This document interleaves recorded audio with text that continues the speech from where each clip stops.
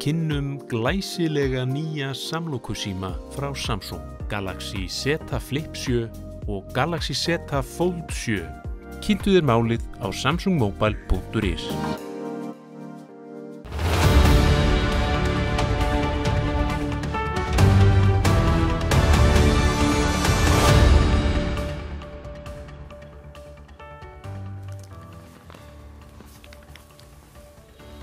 Komið sæl og blessuð og velkomin í Spursmál þennan ágæta föstudag 3. október. Þetta hefur verið tíðindamikil vika á landssviðinu. Við vöknum upp við vondan draumraunar á mánudaginn þegar fréttir bárust af því að flugfélagið Play væri farið á hausinn. Þetta rifjaði upp ótrúlega atburði frá 28. mars árið 2019 þegar WOW Air fór sömu leið, þó að þetta gjaldþrot sé að sönnu miklu minna í sniðum heldur en það sem þá gekk á. En 400 manns mistu vinnuna hjá Play og margir fleiri hjá öðrum fyrirtækjum sem hafa þjónustað þetta mikilvæga flugfélag og því ljóst að margir eru í sárum. Núna fer af stað flókið ferli við að koma farþegum heim sem að sitja eftir sem strandaglópar, annaðhvort útlendingar hér á landi eða Íslendingar sem þurfa að komast heim til sín. Í kjölfarið hefst síðan auðvitað mjög flókið verkefni við að vinda ofan af þessu þroti og það var 2 skiptastjórar tekið til starfa og munu sinna því verkefni hér á komandi árum. Það er ekkert grín þegar flugfélög fara niður með þessum hætti. Við munum fylgja þessu máli eftir og ætlum að ræða það hér á eftir í nokkra þaula, hvaða áhrif þetta hefur líka á íslenska ferðaþjónustu. Einn af þeim sem hafa lagt orði í belg þetta er Eyjólfur Ármannsson sem er samgönguráðherra. Hann frétti af þessu máli raunar bara á yfirstjórnarfundi í ráðuneytinu þegar þetta var allt garð gengið og það teljast með nokkrum ólíkindum. Hann mætti viðtal hjá okkur á mbl.is skömmu eftir þessa atburði alla og ræddi það hvað honum finnst þetta. Og hann er á þeirri skoðun að enn eigi að reka 2 flugfélög á Íslandi og það má auðvitað velta vöngum yfir því. En ég hjó eftir orðum sem hann lét falla í því sambandi og ég leyfi mér að vitna hér til hans. Við höfum rekið 2 flugfélög hérna áratugum saman. Það voru alltaf 2 flugfélög hér áður en Flugfélag Íslands og Loftleiðir sameinuðust. Svo var Arnarflug líka rekið lengi og WOW og nú Play. Ég get ekki séð annað en að það sé grundvöllur fyrir rekstri annars flugfélags. Hann gleymdi kannski að nefna Iceland Express í þessu sambandi, en staðreyndin er svo að öll þessi félög sem hann tilgreinir fór á hausinn. Það er ekki til marks það að það hafi verið grundvöllur fyrir rekstri þeirra, að minnstakosti ekki á þeim tíma þegar það gekk yfir. Og það væri forvitnilegt að fá ráðherrann til þess að skýra þetta mál sitt nánar því að þetta er að sönnu allt hið áhugaverðasta mál. En það eru fleiri mál, alþjóðamálin teygja sig hingað til lands. Kristrún Frostadóttir forsætisráðherra var á leiðtogafundi í Evrópu í gær þar sem var verið að ræða meðal annars öryggis- og viðskiptamál. Þar lýsti hún því yfir að Ísland ætti að verða leiðandi í mótun stefnu viðskipti og öryggismál á norðurslóðum. Það er forvitnilegt að forsætisráðherrann skuli fullyrða þetta enda held ég að flestir séu sammála það að Ísland geti ekki, hafi í raun ekki burði til þess að móta slíka stefnu, allra síst þegar kemur að öryggismálum. Við höfum hvorki stofnanir, innviðin í þekkingu til að takast á við þessar stóru öryggisógnir með þeim hætti sem stærri ríki geta gert. Danir hafa auðvitað lagt sitt að mörkum þrátt fyrir fámenni þar, en enn sem fyrr stólu við fyrst og fremst á Bandaríkin og varnarsamningin við það herveldi frá 1951. Það er ekkert ríki í heiminum sem raunverulega getur varið Ísland annað en einmitt Bandaríkin.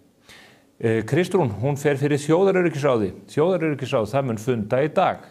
En það er merkilegt að svo mikilvæga stofnun í þjóðarlíkamanum hefur ekki komið saman síðan í júní síðastliðnum. Það hefur mjög margt gengið á hér á landi og erlendis síðan þá í öryggismálum.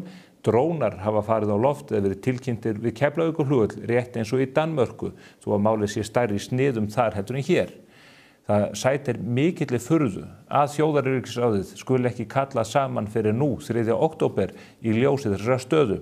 Ef hortið til þjóðaröryggisráðsins í Danmörku þá er ljóst að það fundar að minnstakosti 5 til 7 sinnum en hefur fundað oftar að undanförnu vegna þess alvarlega ástands sem þar hefur skapast. Og mér langar til að drepa hér niður í lögum þjóðaröryggisráð bara þannig að fólk glöggvi sig á því hvað hér er að vera. Það er forsætisráðherrann sem boðar þjóðaröryggisráð reglulega til funda og hann boði jafnframt til funda þjóðaröryggisráðs eftir atburðir hafa orðið eða eru yfirvofandi sem ætla má að hafi áhrif á þjóðaröryggi. Staðan gagnvart Rússum og hvernig þeir hafa vaðið uppi gegn NATO-ríkjum sannarlega dæmi það og hefði átt að gefa forsætisráðherranum tilefni til þess að boða til slíks fundar. Og hér segir ennfremur í lögunum að þjóðaröryggisráð hafi eftirlit með því að þjóðaröryggisstefna fyrir Ísland sé framkvæmd í samræmi við ályktun Alþingis og jafnframt samráðsvettvangur þjóðaröryggismál. Það verður að segjast eins og að fundur þjóðaröryggisráðs hefði átt að eiga sér stað miklu fyrr og það verður forvitnilegt þegar að því kemur að eiga samtal við forsætisráðherrann einmitt þetta efni. Vikan var líka tíðindamikil að þeirri ástæðu að við fjölluðum hér á föstudaginn á vettvangi spursmála listamannalaun og hvernig samtök skattgreiðenda hafa tekið sig til og greint ákveðna þætti í útgreiðslum þessara styrkja. Við fjölluðum síðan málið ennfremur í frétt í blaðinu hjá okkur á laugardaginn. Það var eins og við manninn mælt. Það ætlaði allt koll að keyra. Listaelítan á Íslandi gjörsamlega ærðist. Ég mætti viðtal á Bylgjunni á móti Margréti Tryggvadóttur sem formaður Rithöfundasambandsins. Ég komst nú reynda lítið að vegna óðagóðsins í formanninum en maður hefur séð á samfélagsmiðlum, í útvarpsviðtölum og sjónvarpi síðan þá að umræðan gríðarlega vanstillt. Það náði eiginlega nýjum hæðum í stórri og mikilli grein sem við birtum hér á miðvikudaginn eftir Andra Snæ Magnason rithöfund. Þar fer hann mjög hörðum orðum þann sem hér situr og vill meina að við eigum að leiðrétta fréttina sem við birtum á laugardaginn. Hann vill meina að það sé ekki rétt að hann hafi aðeins skrifað 5 bækur á þeim 25 árum sem hann hefur notið listamannalaunana. Og svo rekur hann í löngu máli hvernig hann hefur komið að hinum ýmsustu verkefnum, leikritum, ritun, kvikmyndagerð og öðru í þeim dúr. Ég hef reynt að hafa samband við Andra og fá upplýsingar hjá honum það hvað okkur ber að leiðrétta í fréttinni, því að það stendur eftir sem áður að bækurnar sem hann hefur ritað aðeins 5. Kerfið listamannalaunin hins vegar svo ógagnsætt að við getum með engum móti glöggvað okkur á því hvaða verkefni hafa hlotið náð fyrir augum úthlutunarnefndarinnar og hvaða verkefni ekki. Þá þýðir ekkert fyrir menn að tiltaka allt það sem þeir hafa gert á síðustu 25 árum og láta eins og að það falli allt undir listamannalaun. Það ljóst að mjög margt af því sem að Andri Snær tilgreinir í greininni einmitt hlutir sem ekki falla undir þessar styrkveitingar. Andri Snær mjög eftirsóttur rithöfundur og vinsæll og hans verk hafi verið þýtt á það bil 40 tungumál, segir hann okkur. En það hlýtur líka að leiða sér talsverðar tekjur og spyrja má þegar mjög vinsæla rithöfunda að ræða sem hafa náð miklum árangri erlendis, hvort það sé þörf á því að þeir séu nær því á fullum listamannalaunum í aldarfjórðung eða hvort nær væri að nýta þá styrki til þess að styðja við aðra og upprennandi listamenn sem þannig getur líka aukið hróður landsins veröld víða. Andri Snær hefur ekki svarað þessu frekar en öðrum. Við vitum hins vegar að hann á áhugavert einkahlutafélag sem heitir Elsku Rut EHF. Það sagt tengjast kvikmyndagerð. Það félag sem hefur notið styrkja og tekna á síðustu 7 árum sem nema 83 milljónum króna. Það ekki hægt að lesa út úr reikningunum í hvað peningarnir fóru, rekstrakostnaður það nefndur, en hvort að það séu laun til eigandans eða annað, það liggur ekki ljóst fyrir. Ég bað Andra Snær lengstra orðum að mæta hér í þáttinn til mín til þess að ræða þessi mál og skýra þetta betur fyrir áhorfendum og þjóðinni hvernig þetta kerfi virkar og hvað þjóðin hefur í raun verið að greiða fyrir með þessum 100 milljóna styrkveitingum. Hann hefur hins vegar ekki viljað svara því kalli, segist upptekinn við annað. En þá gildir bara svo regla að við verðum að tala hlutina þar til að menn vilja tala við okkur. Hvet ykkur til að kynna ykkur þessa grein, hún opin á mbl.is og þar getið þið glöggvaða ykkur á þessu máli öllu saman. Ég mun ræða þessi listamannalaun reynda við annar rithöfund hér á eftir, hann heitir Stefán Máni og hann hefur sitt að segja það kerfi. Áður en að því kemur mun ég ræða hér við 2 valinkunna menn, Jens Bjarnason sem einn reyndasti flugrekstrar maður á Íslandi, leyfi ég mér að segja, og Þór Gunnarsson hagfræðing. Þar ætlum við að fara yfir stöðuna í flugrekstrinum og ferðaþjónustunni. En áður en að því öllu kemur langar mig einnig til að nefna að bókaklúbbur Spursmála, hann heldur áfram eins og endranær. Við erum komið með nýja bók í hendurnar sem nú til sölu á 2.959 krónur á vettvangi Pennans Eymundsson. Þessi bók eftir fræðimannin Michael Dillon, breskan fræðimann sem hefur fjallað mikið stöðu mála í Kína. Bókin heitir We Need to Talk About Xi og þar vísað í Xi Jinping. Hann af mörgum talinn einn valdamesti, ef ekki valdamesti maður í heimi og hert mjög tökin á kínverska risaveldinu síðustu árin. Hún 208 síður þessi bók, afskaplega aðgengilegu texti, hvet ykkur til að lesa hana því að hún dýpkar skilning okkar á stöðumáli í Kína. Við ætlum síðan í bókaklúbbnum að hittast undir lok mánaðar á vinnustofu Kjarvals og við munum kynna þann viðburð nánar þegar nær dregur, en nú drífið ykkur út í bókabúð og hefði lestur þessari góðu bók. Áður en öllu hinnu kemur sem ég nefndi, ætlum við hins vegar að fara yfir stöðun í pólitíkinni á samfélagsmiðlunum og það Ásthildur Hannesdóttir kollegi minn sem sér þann þátt málsins.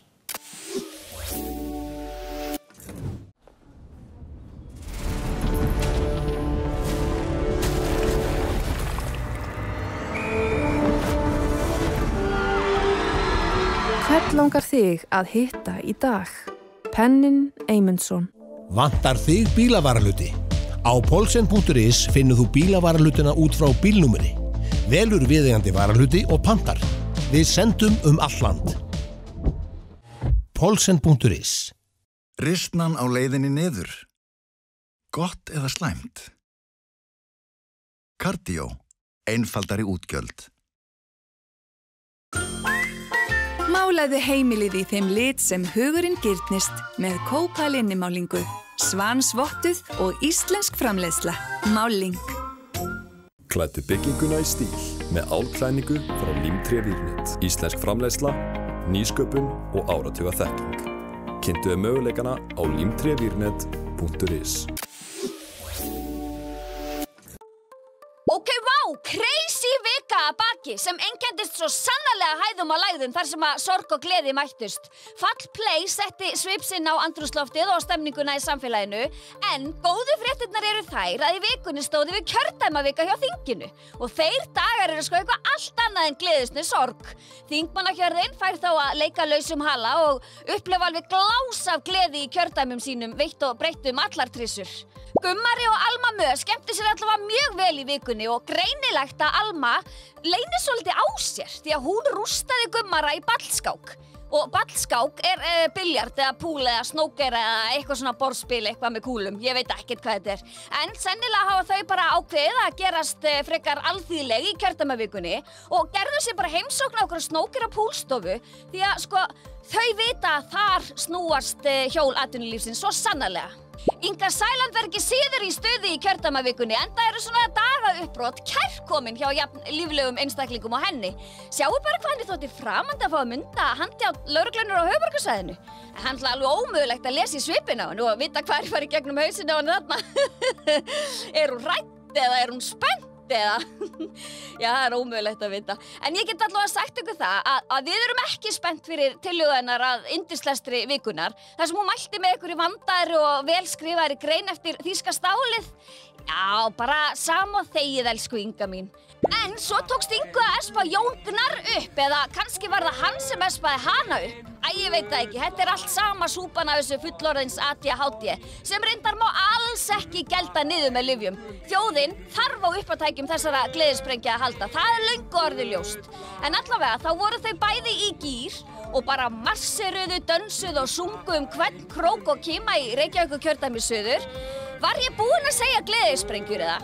Þau eru svo æðisleg. Jón Gnarr skellti sér líka í hlutverk lögreglumanns og tók alveg áreiðanlega einhverjar senurnar í því gerfi, getur maður nú gefið sér sko. Svo var hann mættastur á miðnæturopnun Smáralindar til að vera viðstaddur opnunarhátíðar bleiku slaufunnar. Hvetjum alla til að kaupa hana auðvitað.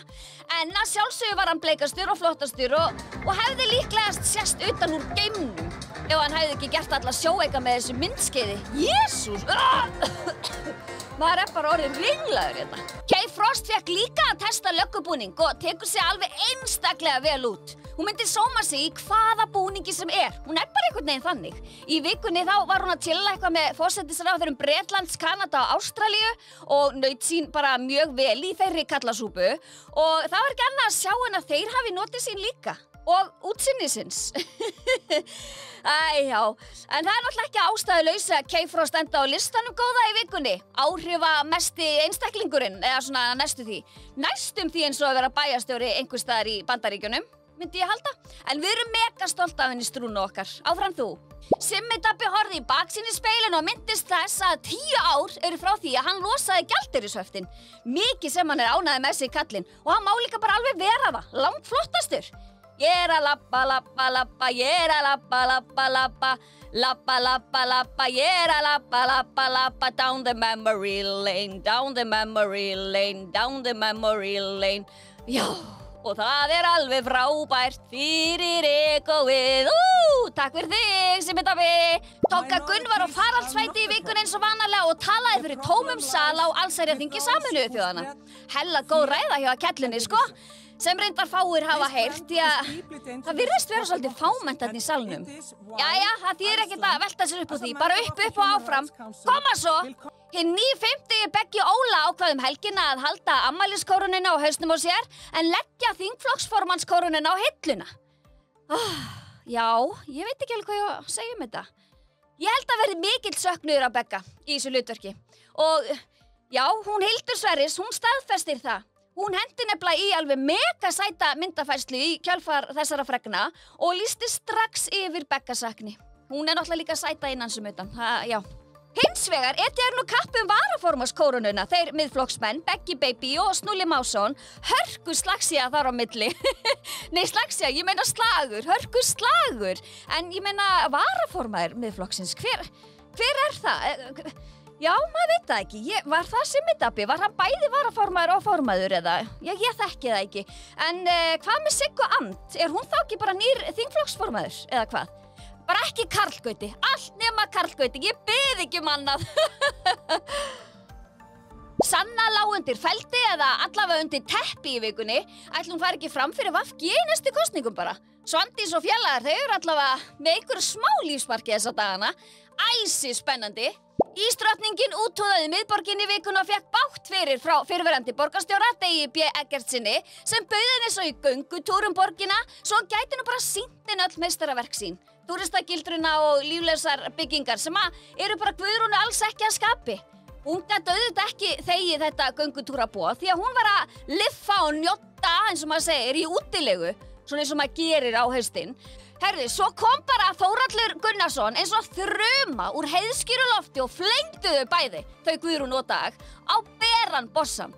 Og það var orðin þörf á því, sko. Takk, Þórhallur. Fleiri flengingar átti sér stað í vikunni en Jón Pétur Símsen sá ekkert annað í stöðunni en að hýða menntamálaráðherrann Guðmund, I am a very good morning Inga, fyrir að byggja yfirbygginguna fyrst og grunninn svo.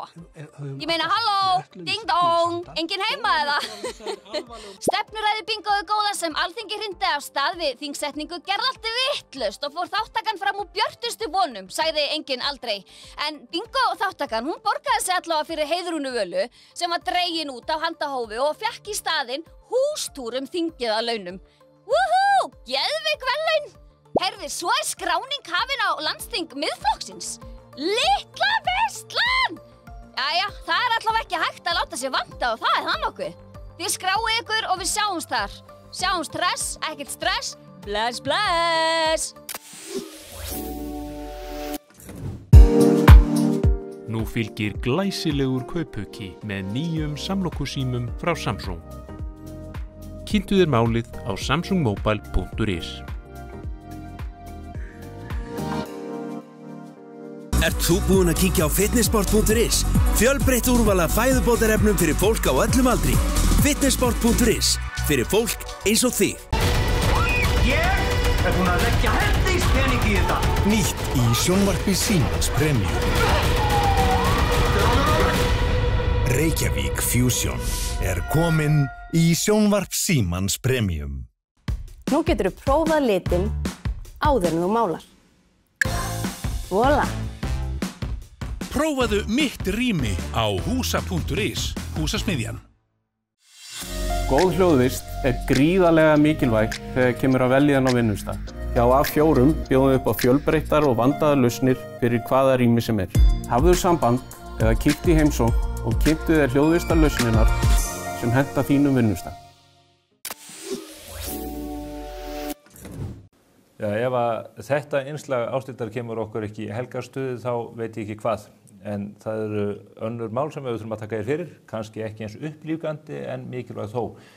Flugfélagið Play fór á hausinn á mánudaginn með skelfilegum afleiðingum auðvitað fyrir starfsfólkið og marga viðskiptavinni þess. Þessi mynd að skýrast jafnt og þétt og ég fengi hingað til mig 2 góða gesti sem geta varpað ljósi á málið úr ólíkum áttum því að þetta marglaga flókið mál. Það þeir Þórður Gunnarsson, hagfræðingur og Jens Bjarnason sem forstöðumaður hjá Icelandair og ég leyfi mér að segja þó að ég veit að hann af sínu lítalæti myndi ekki taka út í slíkt, einhver reynslumesti flugrekstramaður sem við Íslendingar höfum átt. Komið sælir. Sæl. Þú ert ósammála mér þetta, Jens? Algjörlega. Já, algjörlega ósammála. Þakka ykkur fyrir komuna. Ég veit að það nú viðkvæmt mál fyrir menn hjá öðru flugfélagi að koma og tjá sig svo að það sé sagt en ég lagði hart að koma því að við þurfum að geta rætt þetta efnislega og af þekkingu. Já, maður getur kannski svona varpa ljós og ýmislegt svona almennt séðvarðandi þennan rekstur og að reka flugfélag bæði á Íslandi og annar staðar en ég veit að þekki ekki smáatriði í þessu ákveðna máli. Ekki hjá flugfélaginu Play sjálfu. Hvenær komst þú að flugresturinn fyrst? Það er meira en 4 áratugi síðan? Já, 47 ár. 47 ár? Já, þá var minn fyrsti starfsdagur hjá því sem þá hét Flugleiðir. Já. En rétt áreitt að það, þetta er nokkið samfellt, þá var ég 17 ára og kom í bílpróf og mátti keyra tæki til að hlaða flugvélar á Reykjavíkurflugvelli og síðan hef ég verið viðloðandi þetta allakvöldu síðan. Ég menntaði mig og gerði svona eina tilraun til þess að stíga út úr þessu og fór að kenna við háskólan, ég er verkfræðingur og fór í framhaldsnám og kendi en það jafnast ekkert á að vera í fluginu. Nei.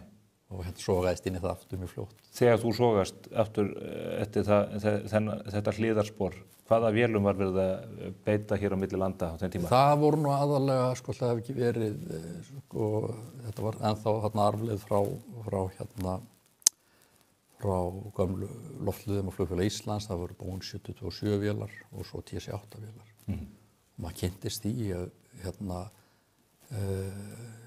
var hann ungu verkfræðingur og þetta voru vélar nokkuð komin til ára sinna og ýmislegt sem við vorum að sjá í fyrsta skipti. Við vorum í rauninni svolítið að byrja þessa vegferð að gera þessar stóru skoðanir sjálfur hér heima og ýmislegt sem kom upp og bara frábær tími. Kynntist þarna reynsluboltum, flugvirkjum sem höfðu kendu manni margt. Já, menn sem höfðu kannski komið að Katalínu flugbátum? Já. Ég hvet fólk bara til að setja þennan feril í svona tímalegt samhengi til að googla Boeing 727 til að bara átta að sjá því hvað þetta er í mikilli grári forneskju miðað þess sem við erum að upplifa í dag í þessum ótrúlegu tækjum sem við verðum að beina. Að þessar uppákomu sem að verður, Þórður, þú ert nú gamall viðskiptablaðamaður, fylgist vel með þessu. Það hefur lengi einhvern veginn mallað undir yfirborðinu orðrómur það að þetta standi mjög tæft hjá Play. Áttu þessi tíðindi á mánudaginn að koma okkur óvart? Ég held að það hafi nú nánast allir verið sammála um það að saman hvort það eru hlutabréfagreinendur eða sérfræðingar í þessum flugmálum og flugmarkaði að tímasetningin kom öllum óvart, sérstaklega í ljósi þess að það var nýbúið að klára þessa stóru fjármögnun 2,78 milljarðar sem að mér skilst að hafi bara komið inn á reikninga félagsins fyrir mánuði síðan. Það kann einfaldlega vera að þessi neikvæða umræða hafi kannski á endanum náð bara algjörlega yfir höndinni og við heyrum það í viðtali við Þórunni Reynisdóttur hjá Ferðaskrifstofu Íslands að hún hætti viðskiptum við Play fyrir einhverjum mánuðum síðan og það voru víst fleiri ferðaskrifstofur að stíga sömu skref þó að það vissulega ekki verið allar. Það eru varúðarástafanir? Já, og kannski, það er auðvitað búið að teikna upp alls konar tímalínur að það er hlutafjáraukning þarna og peningurinn kemur þarna og svo er stofnað eitthvað nýtt félag utan reksturinn á Möltu á þessari dagsetningu. En kannski, eins og Einar Örn, fyrirverandi forstjóri Play, segir í gær að sannleikurinn sé nú bara einfaldari og dapurlegri heldur en margir ætla. En svo finnst manni nú líka áhugavert að nú kom nú upp snemma í þessu en ekki mikið tala um það að það var á gjalddaga einhver kolefnisskattur nokkrum dögum eftir að starfseminni var lokað sem voru 1,2 milljarðar sem eru auðvitað alveg miklu peninga fyrir félag sem er að reka minna en 10 flugvélar. Helmingurinn af því sem safnaðist í útboðinu? Já, og þá veltum maður fyrir sér hvað Iceland að borga í slík gjöld á hverju ári og hvers vegna sóttum við Íslendingar ekki undanþágu frá þessu þegar þetta var ákveðið fyrir ekki svo löngu síðan. Á sínum tíma? Þetta held ég að skrifist á Svandísi Svavarsdóttur sem vildi ekki sækjum undanþágu í þessum efnum. Þannig að 2012, já. Þannig að ég held að það sé umræði sem við megum ekki gleyma. Að þessi grænu skattar eru milljón háls okkar fyrirtæki sem að sinna flutningum undir landa, saman hvort það á sjó eða landi. Við getum auðvitað ekki flutt fólk eða vörur á milli með lestum eða bílum? Nei, ég má kannski aðeins nefna það að við sem erum í fluginu okkur finnst svona þetta jaðarstundu einelti, það er talað mikið í tengslum umhverfismál. Útblástur farþegaflugvéla er eitthvað 3% af útblástri í heiminum. Ef þú tekur könnun meðal almennings, fólk metur þetta 20-30%. Vegna þess að kastljósinu er beint að okkur og stjórnmálamenn hafa mikinn áhuga á því að skattleggja þetta. Það sorglega í þessu náttúrulega fyrst og fremst það að þetta er útblástur mál er ekkert evrópskt sérfyrirbrigði. Að Evrópa skuli vera að skattleggja þetta á meðan að aðra þjóðir gera það ekki. Það gerir ekkert annað en að gera samkeppnisstöðu Evrópu sem fer hnignandi. Þetta er bara dæmi af hverju það er. Draga úr lífsgæðum Vesturlandabúa? Algjörlega. Ofan á þetta bætist svo að Íslandi er refsað sérstaklega vegna legu landsins og tengiflug yfir Atlantshaf verður þar sem að þegar er blóðbað, hvað var samkeppni varðar, að þá kemur þetta kolefnisgjald verr við okkur heldur en aðra. Þetta er önnur flugfélög? Já, það er bara vegna þess hvernig lega landsins er og meðalflugið er bara lengra. Og stærri þáttur flugs yfir hafið er innan Evrópu og fellur undir þarna ákveðna gjaldskrá sem er mjög íþykjandi. Hefðu við getað komist undan þessu á síðan tíma? Ég þekki ekki kannski stjórnmálin í þessu og get ekki fullyrt hvort eða hvað var reynt en maður hefur á tilfinningunni að kannski að hagsmunum okkar Íslendinga hafi ekki nægilega verið haldið á lofti. Það hafa þjóðir fengið undanþágum, Malta, Kýpur og jafnvel eyjaklassar innan ríkis. Kanaríeyjar held ég hafi fengið jafnvel meiri undanþágu heldur en Malta og þannig að manni finnst skrítið að ef að það hefði verið sóst eftir því að fullri einurð, af hverju það ætti ekki að hafa getað gengið, en svona er staðan. Eitt sem mig langar til að spyrja þig Jens út í, þetta er nú svona ekki beint gagnvart Play, en þeir safna þarna segjum 2,8 milljörðum í útboði. Þórður velti fyrir hvort að það fyrir hafið þarna fljótt upp. Flugrekstur er þannig að hann er gríðarlega fjárfrekur, vélinn þarf að ganga, þar sé að peningavélinn mjög smurt, því annars geta þessi sjóðir þotnað upp á örskostund. Mjög fljótt og lykilatriði í flugrekstri og þá er ekki að vísa til nokkurs sérstaks flugfélags er í rauninni að hafa aðgang að reiðufé vegna þess að sveiflurnar eru miklar og áföll og óhöpp, bilanir, hreyflamál til dæmis, þetta eru gigantískar upphæðir og þannig að svona að enda er eitt af því sem að fjárfestar og þeir sem skoða rekstur flugfélaga skoða mjög er einmitt þetta atriði. Hversu mikið fé hefur handbært til þess að bregðast við. Það er lykilmælikvarði á hversu rekstrarhæft félagið er. Eitt af því sem spilaði mjög inn í varðandi endaloku WOW var í raun og veru afleiðingar af falli flugfélagsins Monarch og hvernig færsluhirðingafyrirtækin eða kortafyrirtækin brugðust við. Það er mjög misjafnt eftir því hvaða flugfélag við hlut, hversu miklu af þeirra upphæð sem þú greiðir fyrir farmiða er haldið eftir þar til að þjónustan er veitt. Það hefur ekkert komið fram það opinberlega hvernig þessu var háttað undir lokin hjá Play. Við heyrðum það gott að það var ekki líka bara frá Play, frá forsvarsmönnum félagsins sjálfs að þeir bentu fólki á að ræða við kreditkortafyrirtæki sitt. Þannig að það kemur ekki óvart að það væri sama upp á teiningnum með Play eins og var með WOW og allir bankarnir fóru að stað með þetta, bara heyrið okkur með þetta, við bankværum þetta. Þannig að manni finnst nú sennilegt að það hafi verið svipað upp á teiningnum. Já, en það væri fróðlegt segja að vita hvað hlutfallið var stundum ef maður séð að þetta sé 70% í einhverju tilvikum 100% og þetta var eitt af þeim atriðum sem að þurrjós algjörlega sjóðina hjá WOW þarna undir lokin. Það er ekki ólíklegt að bara að þeir sem að höndla með þessi kort að þau bara meti áhættu viðkomandi rekstraraðila og stilli þess að þætti að með tilliti til þess. Ég myndi það mér. Nú ferðu félagið þarna mánuði að því að lokað, það eru ótrúlega sögur af fólki sem var nýkomið inn í Leifsstöð, taldi sig vera á leiðinni í flug, var jafnvel búið að borga fyrir yfirvikt sem það átti að fara að greiða í flugi yfir hafið. Hvaða prósess þetta sem fer í gang þegar að flugfélag fellur? Þið til dæmis á vettvangi Icelandair, þið auðvitað verði fyrir áhrifum að þessu, það streyma inn bókanir eða beiðnir frá fólki sem þarf að koma sér á milli áfangastaða.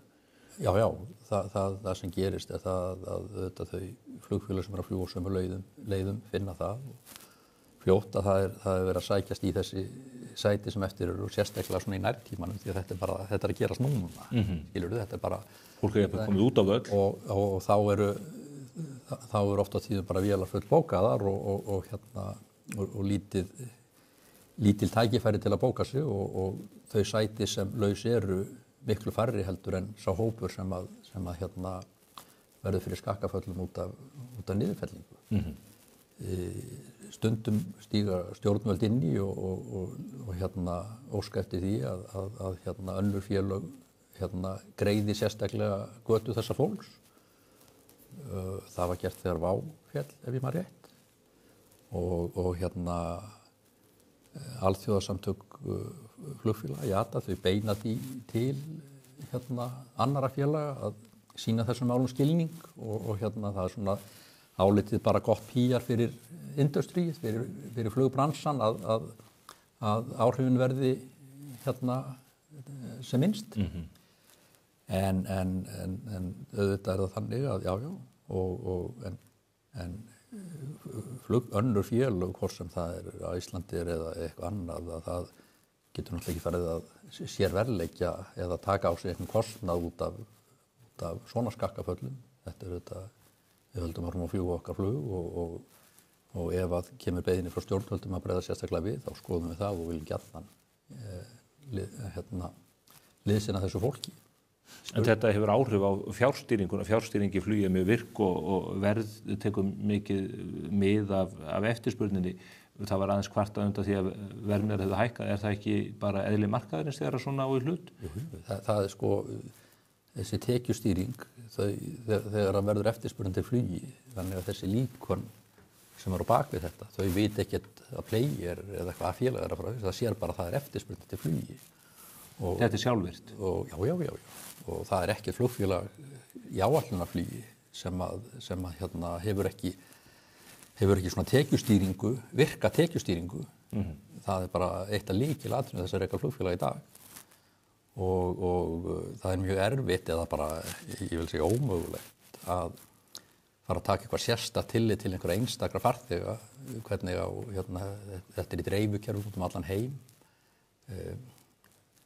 Eitt félag er ekki í aðstöðu til að meta hvaða farþegar eða hvaða einstaklingar sem sækjast í flugi hafa orðið fyrir því að flugfell niður hjá einhverjum öðrum út af rekstrarstöðum til dæmis.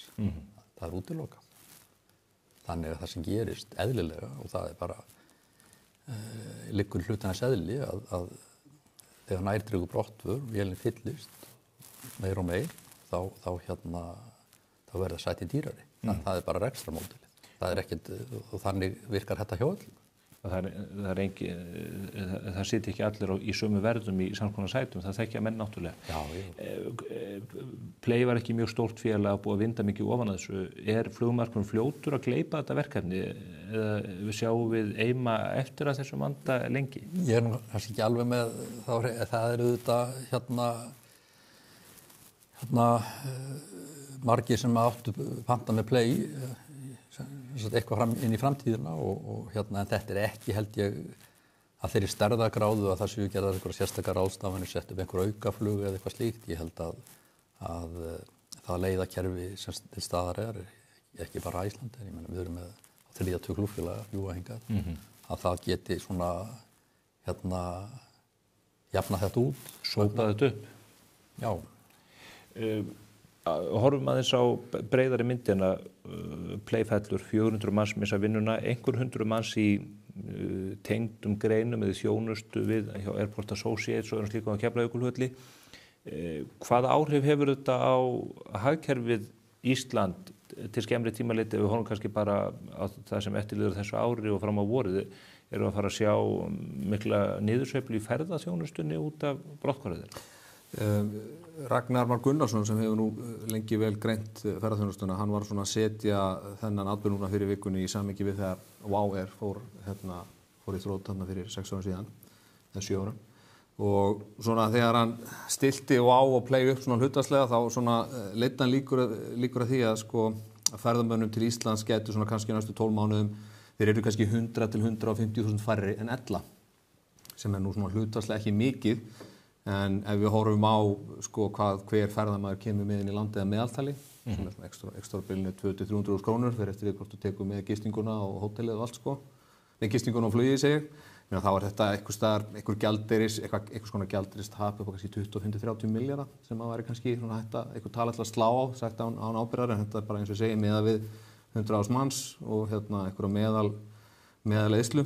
Er það ekki bara eins og heil loðnuvertíð? Jú, það er eins og svona þokkalega finn loðnuvertíð eða 2-3 frystórar, aflaverðmæti hverju ári, en sko ef við horfum bara á erlendu kortaveltuna hérna bara síðustu 12 mánuðina, bara frá því í ágúst, þá er hún cirka bát 370 milljarðar. Þannig að sem hlut alltaf því, þá er þetta nokkur prósent. En auðvitað var Play náttúrulega þegar búið að skala niður flug mikið og voru að fara að hætta fluginu til Norður-Ameríku. Þannig að sú fækkun ferðamanna sem að hefði þá orsakast af minni umsvifum Play, hún hefði nú hvort sem sennilega fallið til. Og eins og Jens bendir á, það eru 20-30 flugfélög að fljúga til landsins og merkileg staðreynd sem ég heyrði fyrir vikunni að það fara fleiri flug frá Íslandi til Norður-Ameríku á hverjum degi heldur en á öllum hinum Norðurlöndunum samanlagt. Þannig að við erum nú ótrúlega staðreynd og erum náttúrulega mjög vel tengd. Þannig að ég held að það muni nú fyllast fljótt í þetta skarð. En ég sá nú að Hanna Katrín Friðriksson, atvinnuvegaráðherra, hún hafði nú ekkert svo miklar áhyggjur af þessu, frekar en öðrum áföllum í atvinnuvegana, saman hvort hún orsakar þau eða ekki. En það var nú bara núna fyrir stuttu síðan, eða núna helgina, þar var haldin stærsta kaupstefna í ferðaþjónustu á Íslandi, sem er haldin annað hvert ár, heitir Vestnord. Það mæta mörg hundruð manns frá útlöndum og þetta er fólki sem ákveður sko hvað koma margir ferðamenn til Íslands næstu 2 árin. Þetta er bara risarafstefna. En þar átti Hanna Katrín að vera, en hún ábóðaði sig, sem við þóttu nú forvitnilegt, verandi atvinnuvegaráðherra. Það fréttist reyndar að Loga Einarssyni, sem er nú líka ráðherra í þessari ríkisstjórn, hann satt nú bara á kaffihúsi þarna hinum miðvikudagana, hann lét nú heldur ekki sjá sig. Hann er nú Akureyringur. Hann er nú þaðan, þetta er hans heimabær, hann ákvað heldur ekki að stinga nefinu. En það eru nefnilega fleiri svona sögur af Hönnu Katrínu. Það var ráðstefna núna fyrir þessari viku sem heitir Lagarlíf, stór ráðstefna landeldi á Íslandi, kom fullt af fólki frá útlöndum að hlusta á fyrirlestra. Áhugaverðir hlutir að gerast á Íslandi í þeim efnum. Hanna Katrín sá sér ekki fært að mæta þangað. Það er lagarætti sem er talið kannski stærsti sprotinn í... Já, eitt stærsti svona vaxtarsprotinn í íslensku atvinnulífi þessa mundir. Við getum þá líka rifið upp að það er haldin sjávarútvegssýning í Barcelona, var núna fyrir á þessu ári. Hún ábóðaði sig þar, með þess að Bjarkey Olsen sem var sjávarútvegsráðherra í hálft ár, hún lagði lykkju á leið sína til að mæta þar og þannig að bara hún er... Tekið upp störra ráðherra eftir á? Já, þessi ljóst að Bjarkey Olsen töluvert betri sjávarútvegsráðherra heldur en Hanna Katrín. Það var þessi heimsýning í Tókjó núna daginn, þar sem að ráðherranum var boðið til að hitta menn úr viðskiptaliðinu í Japan. Hún heldur stutta tölu og fer svo bara inn í eitthvað hliðarherbergi og fer að drekka kaffi með aðstofumörunum. Lætur svo ekki sjá sig í dynjundunum kvöldið. Þannig að sko ef þú ert ráðherra atvinnuvegana á Íslandi, þú getur allavega þóst hafa áhuga á atvinnuvegana. Þó þú hafir hann ekki. Já, en það hefur ekki tekist hjá henni svona á síðustu vikum og mánuðum. Ég þarf að heyra í Hönnu með þetta. Hún er nú komið hingað til mín, gerði það fyrir þessu ári. Jens, út frá Icelandair, þið eru þetta flugfélag en þið eru þetta ferðaþjónustufyrirtæki í þeim víða skilningi. Til skamstíma litið er væntanlega ekkert óhagfælt fyrir ykkur að eitt flugfélag heltist á lestin en langtíma áhrifin kunna að vera einhvers konar á annan veg. Já, sko, svo kom fram að þetta ekki spurning Icelandair og Play. Þetta fjöldi í flugfélag og auðvitað getur það verið þannig að þegar einhver fer af markaði að þá, hvort sem það við eða eitthvað af þessum fjölmörgu erlendu félög, sem að þessum bara stærstu félög í heimi, Delta og United, þetta eru risa félög, að þau sjá sér tækifæri í þessu en þetta ekki spurning að samkeppni verði ekki áfram til staðar og kannski einhver tækifæri í þessu. Ég ekki sá markaðsmaður að meta það en slík tækifæri verður þannig alltaf fyrir aðra líka. Alla þessa aðeila sem eru að fljúga hingað í samkeppni við okkur. En hverjar eru þá horfurnar ef þú horfir á og með þessa áratuga reynslu ekki endilega bara fyrir Icelandair, þetta bara fyrir Keflavík sem við komumst að það mikið talað að við séum einhvern veginn að missa af lestin í samkeppni við Norður-Noreg og Finnland varðandi þessa farþegar sem að koma hingað til að skoða norðurljós eða upplifa þessi stórkostlegu veður sem að við búum. Ég held að það kannski svona óháð þessum flugbransa per se, ég held að þetta sé spurningu þetta bara hvernig við sem Íslendingar og stjórnvöld hvaða stefnu við tökum til þess að kynna og markaðssetja það sem við höfum fram að færa, sem þetta stórkostlegt og það lykilatriði í þessu, annað náttúrulega bara gengisþróun. Og ég held kannski að þetta hvorttveggja bæði svona skýr stefnumótun varðandi kynningarmál frá hinu opinbera og þetta gengið sem við þekkjum að þetta mætti standa betur. Gengi krónunar ógnarstærri, það mjög gaman, sérstaklega að ferast til Bandaríkjanna núna, maður bara eins og olíufusti. Já, raungengið algjörlega í hæstu hæðum akkurat núna og það kemur auðvitað niður á ferðaþjónustunni og öllum þessum útflutningsatvinnuvegum sem við erum með. Hvað skýrir þetta? Nú ert þú hagfræðingur, Þórður, segi ég. Af hverju raungengið svona hátt þó að það hafi gengið brösulega með ýmsar fisktegundir að draga þær úr sjó og ferðaþjónustan hefur ekkert vaxið svona okkur nemi núna bara svo árum saman, árum skiptir? Já, sko, kannski við horfum á það sem búið að gerast á þessu ári, þá kannski það sem hafði mest áhrif svona fyrir hluta ársins var þegar að maður gengi frá þessu JBT Marel, þeim samningum. Þá gerist það að lífeyrissjóðarnir fá 20 milljarða inn af gjaldeyri bara í Kasmóni reiðufé, sem orsaka það að sko, þeirra gjaldeyrискaup vel framan ári voru miklu minni heldur en ella. Og svo það líka að gerast að fiskverð eru mjög há núna. Núna síðar í hluta árs, það þorskvótinn í Barentshafi var skorinn mjög hressilega niður, þannig að það lítið framboð, þannig að við erum að fá mjög há verð, til dæmis fyrir þorskinn sem við erum að flytja út. Og eru þakklátt fyrir það að sjálfsögðu? Það er auðvitað þetta besta mál, en afleiðingarnar eru auðvitað þær að krónan heldur bara fram að styrkjast og maður skilur ekki af hverju lífeyrissjóðarnir kannski ekki aðeins grimmari því að bæta við sig eignum erlendis núna meðan gengið svona sterkt. En svo á sama tíma þá veit Seðlabankinn ekkert endilega að krónan fari eitthvað að veikjast af því að það er búið að vera að berjast við þessa verðbólgu núna í meira en 3 ár og virðist vera að festast einhvers staðar í kringum 5%. Þannig að Seðlabankinn nú sennilega ekki hrifinn af því ef að krónan fari að veikjast eitthvað mikið á skömmum tíma og þó að það væri auðvitað eitthvað sem að útflutningurinn þyrfti núna. Ísland hefur þessa sérstöðu að vera millilendingar pallur milli Evrópu og Bandaríkjanna. Icelandair hefur byggt upp sitt leiðakerfi og viðskipta líkan í kringu það. Nú erum við að sjá að flugvélar að verða langdrægari, sérstaklega þessar Airbus-vélar sem Icelandair eru meðal annars að fjárfesta í og því hefur verið spáð af mörgum að það valdi því að svona millilending, svona pallur út í ballarhafi hætt að skipta miklu sköpum og áður. Er einhver hætt á því að við sjáum bara áhugi fólks á því að taka þessa leið yfir hafið dvíni? Sko það eru líka tækifæri í þessu. Það er rétt sem hún segir að og við sjáum félög nýta sér þetta, Lingus, SAS, TAP í Portugal, Iberia og Spáni, þeir eru farin að JetBlue í Bandaríkjum, bara úr hináttinni, að fljúga þessum vélum yfir hafið sem við gerðum ekki áður. Og það eru þetta mögulegt vegna þess að þær hafa þetta meira flugdrægi, en eftir sem áður er forskot okkar til staðar. Við komumst bara ennþá lengra og þannig að samkeppnisorkuverðið kannski færist til, ef maður getur sagt svo, að við munum alltaf geta flogið til áfangastaða án milliletningar sem eru lengra, sem eru fjær heldur en félögin sem eru á megin. Þannig að maður ekki breytist bara stækkar einfallega. Já, þannig að þó að fleiri geti flogið þessum svona minni þotum yfir hafið, að þá opnast líka fullt af tækifærum fyrir okkur Íslendinga að nýta okkur staðsetninguna. Þannig að það per se ekki að fara frá okkur. Það tækifæri. Er það þá hreinlega öll vesturströnd Bandaríkjanna? Já. Hvað værum við að sjá langt austur, Istanbúl og austar? Já. Það er alveg til alveg til Indlands.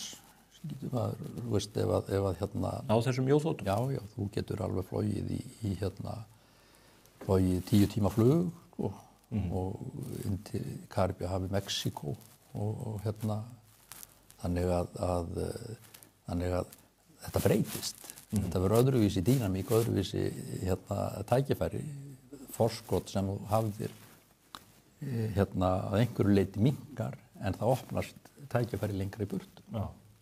Þannig að þetta vissulega hefur áhrif en okkar hlutverk Íslendingar náttúrulega að nýta tækifærin í þessu og þannig að ef við hins vegar hefum kosið að gera ekki neitt og vera bara að fljúga sama leiðakerfið, þá má kannski segja að nettó að samkeppnishæfnin gæti minnkað en mótspil eru auðvitað að nýta þau tækifæri sem opnast. Fjárfestar tapa 20 milljörðum á þessu. Ég vitnaði hér í inngangi ummæli Eyjólfs Ármannssonar sem að telur upp gjaldþrotasögu íslensks flugrekstrar og segir að það sé til marks um það sé hægt að reka 2 flugfélög á Íslandi. Þetta fullreynt eða munum við sjá einhverja stórhuga menn í líkingu við Skúla Mogensen og Einar Örn sem að munu stíga fram á sjónarsviðið aftur innan fárra ára?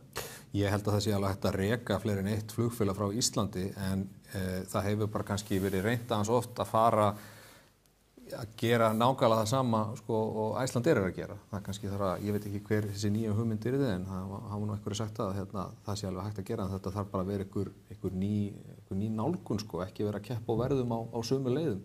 En svo sjáum við þetta vorum ekkert að ræða þetta eins og Play áttaði sig á því að það geti verið sniðugt að fljóta til Lissabon og svo leið var mjög vinsæl og þá náttúrulega bresta Icelandair við því og fyrir að gera það líka Þannig að menn elta hver annan í þessu. Já. Þannig að, en hins vegar, við viljum heldur ekki gleyma því að launakostnaðurinn heima í flugrekstri er mjög hár.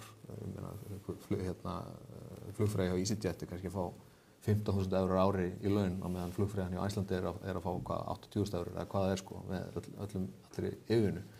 Þannig að það er staðreynd sem er erfitt að breyta. En ég hugsa að það komi nú einhver annar með einhverja góða hugmynd og ég bara vona það er mjög leiðilegt að þetta hafi ekki gengið með Play og sé á eftir þessu félagi. Myndirðu setja pening í slíkt sjálfur? Við bara ræðum það þegar að því kemur. Trúnaðarmál. Þetta með starfsmannakostnaðinn eða rekstrakostnaðinn sem að tengist áhöfnunum, Icelandair er risa félag með 1000 starfsmanna, kjarasamningar lausi núna hjá flugstéttunum. Er hægt að kljúfa þetta, þennan straum? Það sem ég er að spyrja út í er hægt að reka flugfélög í samkeppni við félög sem eru með svona miklu lagri einingakostnað þegar kemur að starfsfólki?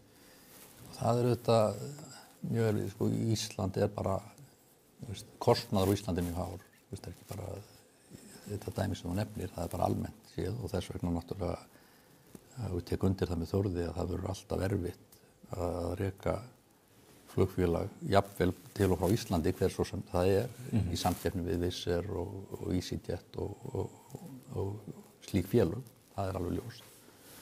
Og ég held að svar okkar við því sé að bara að við verðum að hafa tekjumegin, sérstæða Íslands og allt það sem við höfum upp á að bjóða, að það vegi upp á móti og gott betur. Og þetta er svona annað sem að skiptir auðvitað máli að þó að það sé vissulega mikill kostnaður í launum, þá er þetta líka spurning nýtingu, þetta spurning stærð á svona í föstum kostnaði og skrifstofum og annað. Það verður bara að sýna gríðarlegt aðhald allstaðar ef þetta áganga. Þetta er ekki létt verk? Nei, það hefur aldrei, held ég, verið létt að reka flugfélag á Íslandi og það held ég sé ekki að breytast. Annað sem ég nefndi hér upphafi þáttar er þessi öryggisók sem að Kristrún Frostadóttir og fleiri eru að velta fyrir sér. Þjóðaröryggisráður að koma saman í dag. Það hafa verið fréttir af einhverju drónaflugi á Keflavík, miklu alvarlegra mál í Danmörku þar sem að herflugvellir hafa bara greinilega verið umsetnir af einhverjum óskilgreindum drónasveitum. Hvaða áhrif er þetta nýja stóra ógnin við flugrekstur í heiminum, bara eins og COVID reyndist vera 2020?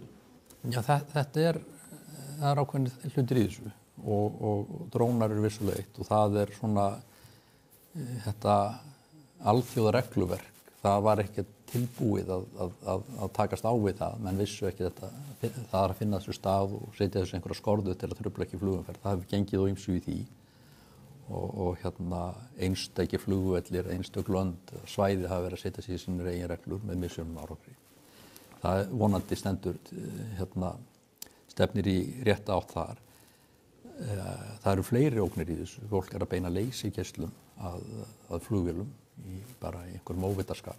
Inn í flugstjórnarklefa? Já, það er dæmi það og það eru núna sérstaklega í seinni tíð erum við að sjá truflun á staðsetningarbúnaði. Það eru GPS-merki eru trufluð og bjöguð. Í Miðausturlöndum og núna í Austur-Evrópu þá er þetta bara virkilegt öryggismál og þannig að það má segja að þetta risk og þessar hættur það eru svona að teygja sig svolítið inn á ný svið. Þetta getur gert fólk svo óttaslegið að það treystir sig ekki til að fljúga? Já, það er alltaf rétt áreitt á það er nú ekkert sem að bendi til þess að þetta verði nokkuð tímar í slíkum mæli og flug er náttúrulega með aðra ferðamáta eins og allir vita gríðarlega öruggt. Þetta klassíska dæmi að þú ert í miklu meiri hættu að keyra Keflavíkurflugvöll heldur en að nokkuð tíman í flugvélinni sem flýgum með. En því er ekki að leina að það eru svona ákveðna nýjar ógnir í þessu og við eins og aðrir þurfum við gerum áhættumat, nýtt áhættumat í hvert skipti sem við förum inn til nýrra staða og þá eru þessi hlutir skoðaðir. En gera flugfélögin svo Icelandair einhverja ráðstafanir núna þegar að fréttist þessum drónum eða er það stjórnvald? Er því samtali við stjórnvöldum? Það er þannig að þetta er í rauninni þegar að svona verður vart. Þá eru það að viðkomandi ríki, flugvellir sem að aðvara við þessari og þá við erum ekki taka svona, við fylgjumst ekki með þessu sjálfstætt en við tökum þetta sjálfsögðu bara mjög alvarlega allar slíkar og mikil það sem að tilgetinu slíkt og var fljúgum þá ekki. Svo einfalt er það. Menn taka enga áhættu í þessu? Nei. Þórður, ég veit að þú ert ekki öryggissérfræðingur, þú sér sérfræðingur í mörgu.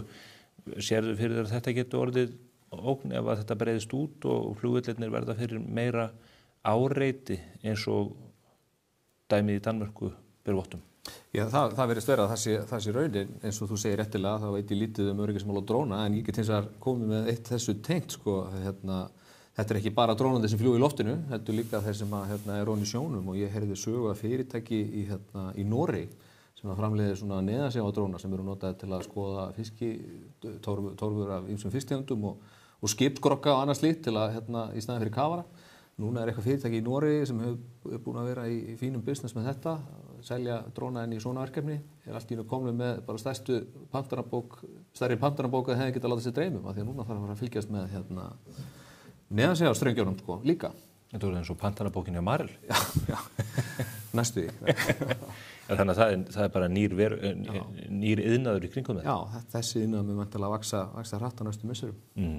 og drónar sem að menn að tala að geta nýst líka til að vakta laxeldis, kvíarnar og annað til að auka öryggi í þeim efnum. Já, það er kostur og galla við þetta allt saman. Já, það eru til jákvæðar og neikvæðar hliðar á flestum hlutum. Vissulega. Þakka ykkur kærlega fyrir samtalið þessi mál. Við vonum að það greiðist vel úr þessu bæði fyrir starfsfólki sem þarna misti vinnuna og farþegana og auðvitað að Icelandair gangi vel. Við þurfum að hafa öflugt flugfélag sem að kemur okkur landa á milli. Við erum algjörlega einangruð ef að er ekki Icelandair með langmest umsvif á vellinum í dag? Jú, og það er alveg rétt en ég tek undir það að maður þetta finnur til með þeir sem að starfsfólki og farþegum sem að urðu fyrir áfalli við fallvegi en við bara verðum að hafa öflugt og sterkt flugfélag og eins og þú nefnir með bara tíðni og fjölda áfangastaða, þetta er ekki sjálfgefið að við höfum þetta. Nei. Og þetta er náttúrulega algjörlega ef þú situr þetta í samhengi, nefndir hérna hér Norðurlöndin, fólksfjölda hér og hugsaði bara fyrir viðskipta lífið í landinu að vera markaðir, flytja vörur, fara á milli staða. Þetta er algjörlega ómissandi. Ja. Og við verðum að hlúa að þessu og tryggja það að þetta verði að það verði hér rekstrargrundvöll þannig að þetta sé að halda þessu áfram og byggja þetta upp. Já. Komum ekki ferskum þorsknökkundum Frakklands sem við flugi. Nei, og það er nú lostæti. Það er kærlega fyrir komuna. Jens Bjarnason og Þórður Gunnarsson. Takk.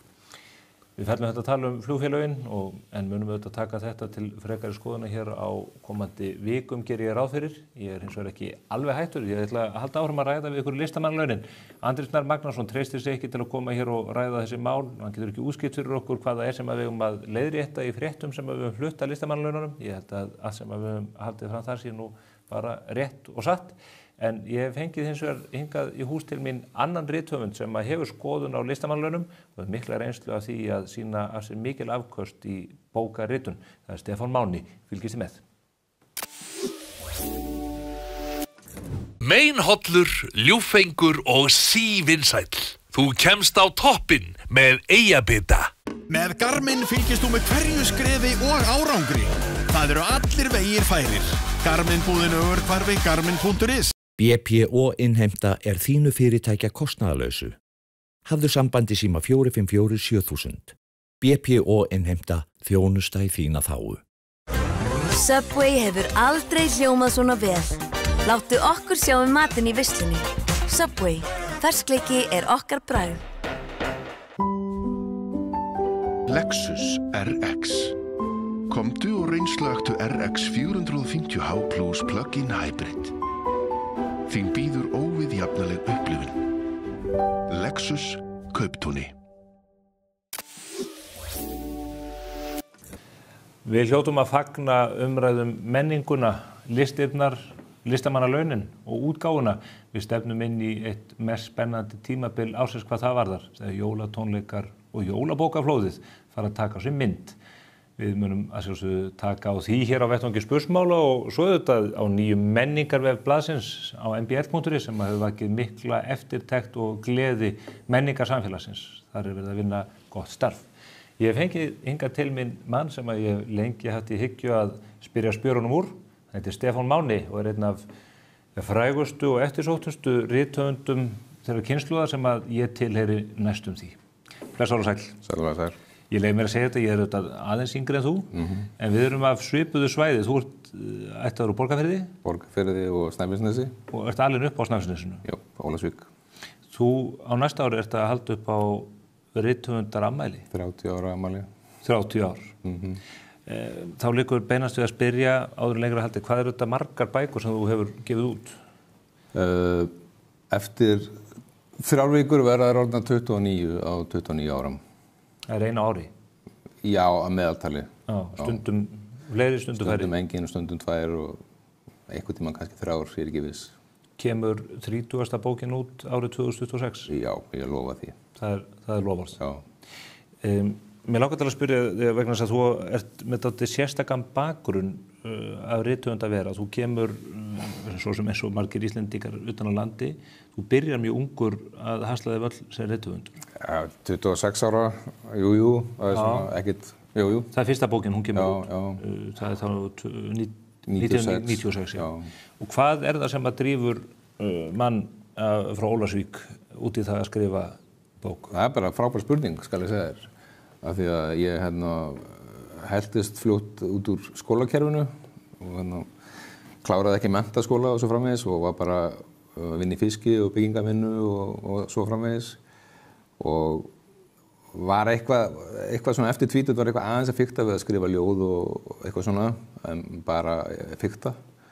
Og svo þetta er 94-95, þá ég að vinna í hraðfrystihúsinu í Ólafsvík þegar það fer á hausinn, eins og gerir stundum á Íslandi að hraðfrystihús fara á hausinn og þá mistu svona næstu í allir vinnuna, unnu mjög margir eins og gengur að gerist. Þú eru reiðarslag fyrir bæinn? Já, og var svona, það var vetur sko, það bara svona myrkrið var ennþá dimmara og mikið svona vonleysi og þetta var mjög ömurlegt af því að það er alveg nógu krefjandi að vera út á landi í myrkrið að vinna í fiski, þó maður var ekki að missa vinnu líka. Og svo bara kom í kjölfarið bara svona atvinnuleysis tímabil. Og þá fór þetta að svona lifna einhvern veginn innra með mér að ég fór meira að leita í að skrifa og það var svona eitthvað svona sáluhjálp, ég var ekki búinn að finna upp áfallahjálp eða neitt þannig á þessum tíma, en ég fór svona, það var mín sáluhjálp í þessu atvinnuleysi í myrkrinu út á landi að fara að skrifa og það enda með því ég fæ hugmynd sem að mér finnst, ef hún heldegur mig og það er það sem að gerist maður fær góða hugmynd, hún heldegur mann, hvað sem það er hugmynd að ég opna fyrirtæki eða eitthvað annað og ég klára að skrifa litla bók og svo fer ég suður bara með alla mínar eigur í einum bíl til þess að gefa bókinu út og það var ástæðan fyrir að ég fór í bæinn, það var til að gefa út bók og gera rithöfundur. Þú keyrðir í bæinn með handrit? Já, gerði það og gerði það bara sjálfur, lét prenta og gaf sjálfur út fyrstu bókina, bara litlu upplagi. Það var svona lítið skref sem að svona, ég held að eiginlega væri búinn að meika það sko. En það voru mörg mögur ár framöndan, ég gafst ekkert upp en síðan ég fekk þessa fyrstu hugmynd að þessari bók þá er ég bara búinn að vera svona, ég fæ bara fleiri hugmyndir og mér finnst ofboðslega gaman að skrifa og það gefur mér rosalega mikið og ég er alltaf tilbúinn að leggja mikið á mig til þess að skrifa og hafa tíma til að skrifa og gefa út bækur og þannig að þetta er eitthvað svona köllun, eitthvað þannig. En þú sagði að hafa mikið úthald til að gefa út 29 bækur á 29 árum. Já, ég skil eiginlega ekki alveg stundum hvernig mér tekst þetta sko. Af því að, já, þegar maður horfir á þetta svona fjarlægð, þá er þetta alveg mikið. En einhvern veginn er þetta bara svona einn dagur í einu. Ég skrifa alltaf, sko, ekkert endilega mikið, en á hverjum degi alla daga, líka á sunnudögum og líka á jólunum og áramótunum. Ég tek mér ekkert frí, en ég er ekkert endilega vakinn og sofinn, en maður er alltaf að gera eitthvað. Og þá bara, ef maður er alltaf að gera eitthvað, þá verður eitthvað til, sko. Og hvernig gerist þetta síðan? Þú gefur út fyrstu bókina sjálfur, þú kemst einhvern veginn inn á radar væntanlega? Ég valla sko og svo er ég að halda áfram að skrifa og senda handrið til alveg útgefanda. Ég ætla nú ekki að gefa út aftur sjálfur sko, það er mikið vinna og svona mikið bras. Þannig ég fór að senda handrið og fá höfnun, bara ítrekað og ég held áfram að skrifa og senda handrið og fá höfnun. Og svo skrifa ég handritabók sem að ég var lengi að skrifa, þó var ekki löng, hún heiti Myrkravél. Ég var lengi að skrifa hana því ég var bara reynslulítill og þetta var svona, þetta er erfitt fyrst. Og ég sendi hana bara til Máls og menningar og ég sagði við sjálf mig, ef að þeir segja nei, þá er það bara búið, þá er ég bara hættur. En svo fekk ég já. Það var síðasta skotið í byssunni? Já. Og ég veit ekki hvort ég hefði staðið við þetta að hætta bara, en ég held það. Ég var orðinn svolítið uppgefinn, en þeir sögðu já og þá var ég komin smá svona með annað fótinn eitthvað. Innundir? Smá, svona orðin þegar maður er gefinn út af útgefanda, það er stærra skref heldur en að gefa það sjálfur. Hvað árið þetta? 99. En á þessu tíma þú þetta hafa íðu á, þú kannski verið neyslugrannur, en hvað gera menn þegar þeir að skrifa bækur en hafa ekki fasta tekjur? Bara að vinna bara. Já, þessum tíma var ég að vinna í Steindórsbrand, Gutenberg og í bókbandinu þar og bara mjög skemmtilegt og ég vann mikið og vaktavinnu og nóttunni og alls konar. Vorum að prenta hérna lögbreytingablaðið, það var ennþá prentað, það var að prenta þar meðal annars. Þannig að já, svo bara, maður bara vinnur, bara eins og fólk gerir, það er ekkert flókið. Og þú gast samin að þessa listsköpun og þessa list frá við vinnuna? Ég hef alltaf gert það, veist. Ég lengi vel skrifaði að snemma morgnana, núna kannski meira á kvöldin, maður bara finnur sér tíma. Ef maður er með áhugamál og ástríðu, þá finnur maður sér tíma. Ég gerir það allavega. Og þetta verður löngu orðið ævistarfið með þessa hugmyndaauki sem þú nefnir, þá er ekkert lát á þessu, það munu á næstu árum ef þér endist aldur koma bækur frá þér? Já, á næstu árum. En eftir 30 ára, maður hugsa bara að ekki að fara að hætta þessu. Þetta er alveg vinna, sko. Og að skrifa skáldsögu ég er nú ekki árað í, ég er nú mestalegi 1 ár held ég. En þetta er svo langt ferðalega, sko, af því að maður má ekki hugsa það, sko. Þegar maður byrjar, það er svo mikið eftir, sko. Og sumt er skemmtilegt að skrifa, annað er erfitt að skrifa og ég getur jafnvel verið leiðilegt. En maður þarf að komast yfir það af því að það er hluti af heildarverkinu, sko. Skrifarðu bækur almennt frá fyrstu síðu til þeirra síðustu eða ertu að flakka fram og tilbaka? Svona eiginlega frá A til Ö, en það þarf ekki að vera, sko. Maður getur gott að byrja á einhverju sem manni finnst spennandi, sko, sem maður getur endilega upphafið og svo getur hlutin breyst, sko. Að maður svona, þetta væri nú kannski bara frábær fyrsti kafli eða hérna enda þarna, eitthvað svona, þetta getur alveg breyst. En það er nú þægilegast að gera þetta svona eiginlega svona í réttri röð. Það er svona minna ruglingslegt fyrir mann, sko. Eitt af því sem maður hugsar oft út í þegar listsköpun annars vegar, það er þetta markaðstorg. Flestir þurfa að framfleyta sér á listinni með því að selja verkin sín, hvort sem það er tónleikahald eða lög á Spotify eða bækur. Jólabókaflóðið er auðvitað ótrúlegt fyrirbæri sem maður er alveg upp við og þar selst auðvitað stór hluti þeirra bóka sem seljast á ári hverju. Hvernig er að taka þátt í slíku kapplaupi? Er engin annars bróður í leiki í því? Þetta er alveg smá skemmtilegt, sko. Þetta er líka svona pínu geðveiki. Þetta er mjög sérstakt. Þetta er alveg einstakt að eiginlega öll bóksalan sé þarna á 4 til 6 vikna tímabili. Og það er svolítið brjálæð og það fekk allir þetta þegar allir rithöfundar landsins eru að reyna að vekja sér athygli eða svona athygliskapplaup og komast í svona þætti og útvarp og sjónvarp og í viðtöl og svona. Þetta verður svona athyglisíkissúpa sem getur orðið mjög þreytandi örugglega. Það verður einhverjir vonandi á hurðarhúnum hér í desember? Já, það kemur ekkert óvart, sko. Og ég er orðinn svona frekar leiður á þessu að fara í viðtöl og Þakka þér kærlega fyrir að mæta. Og að við erum ekkert að bara fara að tala um það kannski, sko. Og en þetta getur alveg verið þreytandi, sko. Að stundum hefur maður ekkert mikið að segja nema ég var ekki út nýja bók. Það er ekkert Það er tíðindi sjálfur sér, en kannski efnislega ekki um það að segja. Kannski ekkert heitast að lumman í bænum að segja einn bókin, sko. Ég veit það ekki, sko. En þetta er mjög sérstakt að erlendis ef maður meira, sko, maður sér fólk erlendis lesa í strætó, lesa í lest, lesa á kaffiúsum og fólk er meira svona alltaf að lesa, sko. Með bók í hönd og kring. En mér finnst samt eiginlega, sko, það er mjög stutt sem ég var á biðstofu eins og gengur og gerist og svo er ég í símanum eins og gengur og gerist og svo er einhverjum skilaboða með eitthvað kjaftaði. En svo þegar ég líti upp á símanum þá er 2 konur mér svona til hvora handar og það eru báðar að lesa bók og annars vegar, sko, dauðskammaðist ég fyrir að vera að hanga í símanum eins og einhver úlingur og hins vegar fannst mér þær alveg æðislegar að hafðu bara með þessi bók og voru að lesa. En mér finnst þetta er eiginlega aukast held ég, sko, jafnvel í sundi að fólk sé í sólbaði að lesa bók en mér finnst alltaf, ég var alltaf svo hrifinn að ég sé þetta, þessi er alveg með það, sko, hann er bara með bók, sko. Það er einhver kyrrð yfir því, sjá fólk á kaffihúsum og bók. Já, ég les alltaf, finn mér alltaf tíma til að lesa og það er svo gott, óbóðslega gott að lesa.